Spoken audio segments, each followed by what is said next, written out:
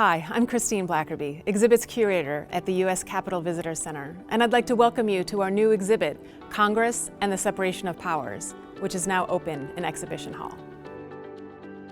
The new exhibit, Congress and the Separation of Powers, explores some of the stories behind what actually happens when the powers of the government are separated into three different branches and how those branches interact with each other and sometimes conflict with each other. And the stories here are of the original documents that show the evidence of what actually happened. One of the documents we have on display that showcases the separation of powers is the Judiciary Act of 1789.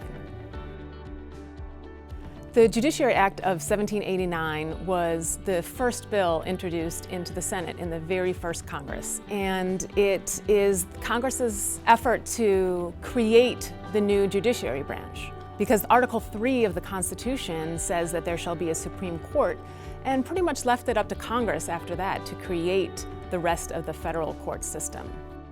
The Judiciary Act created district and circuit courts, defined an appeals process, and created the position of Attorney General.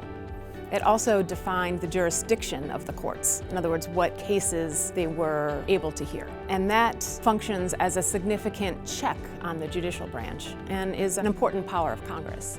But the court also has the ability to check the power of Congress because they have the ability to declare an act of Congress to be unconstitutional. The separation of powers and the checks and balances system that helps enforce that allows each part of the federal government to ensure that no other part gains too much power or abuses their power. We hope that our visitors will come to this exhibit and leave with a better understanding of how their government works for them. The separation of powers affects how government does what it does.